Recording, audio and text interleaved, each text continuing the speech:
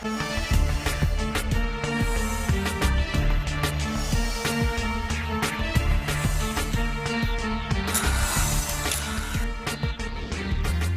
and welcome to today's episode of Focus Atlanta. I'm your host, Keisha Lance-Lynn. Thanks so much for tuning in with us this Sunday afternoon. In our first segment, we're going to talk a little bit about your finances. And I know that sometimes it seems like it's hard to say, well, it doesn't have to be that way.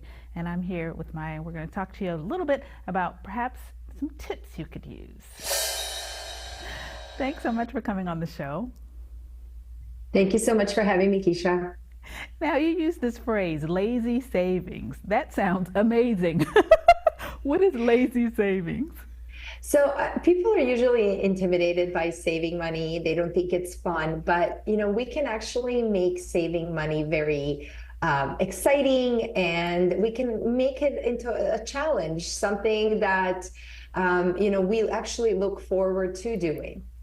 Now, when you think about savings, you're right. People obviously get stressed out when they think about savings. They think, oh, I can't save enough. There's not enough money coming in. But you're saying that there are ways that you could do little things that make a big difference. Oh, absolutely. There are actually different ways that we can challenge ourselves to save and make fun out of the whole experience. And we can save up to $5,000 in some cases. Okay, well, let's give them a little tip. What's a tip that people can use to start off if they're having trouble in the area of saving? So there are different challenges that people can do. The very simple one that they can start with is to begin, it's called 52-week money challenge. So they can start saving $1 per week. So $1 in week one, then $2 in week two, and so on. And by the time they reach the 52nd week, which is essentially the entire year, in the 52nd week, they would save $52. And by that time, by the end of this challenge, they would have saved $1,378. Okay, that is a good way to start. That doesn't seem too daunting. Everybody can start with $1. Those are the types of tips that make us feel that it's doable. Do you have those type of tips on your website as well?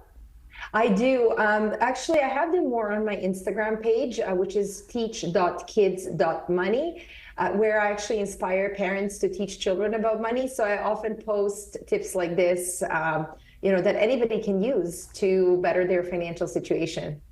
Oh, I love that. The other thing is we feel like we get into the habit of saving or get into the habit of not saving because of how we grew up. But to your point, you could start this with your kids. Yes, you can definitely make it a fun idea or something to do with your kids. I mean, and even if saving $1 per week is challenging, you can even do the 365-day nickel challenge. So the way to do that is on day one, you transfer 5 cents into the savings account or into a piggy bank. On day two, you do 10 cents. On day three, it would be 15 cents. So each day you're adding 5 more cents.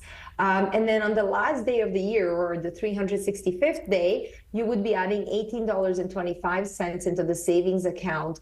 And actually that adds up to about $3,339.75 in 1 year. So it's a really exciting way to do this with your kids and involve them and teach them that, saving money can actually be fun.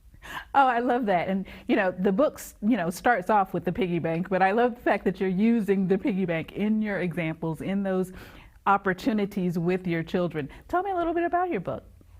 So my book is actually a book that helps kids and older audience as well learn about investing. It is written in a 10-year-old language. So I simplify all those complex terms that people hear on TV or on the radio about inflation and bear market and bull market and, stocks and bonds. Everything is simplified in a language that a 10-year-old can understand. When I was writing this book, I actually had families who tested the book, and it was really the parents that were coming to me and saying, thank you, I finally understand how investing works. Because, there's no shame in admitting that we were not taught this. We were not taught in school. We were not taught by our parents. We all know investing our money is important and that we should be teaching our children. We just don't know how. So This book is a book that I wish I had when I was younger.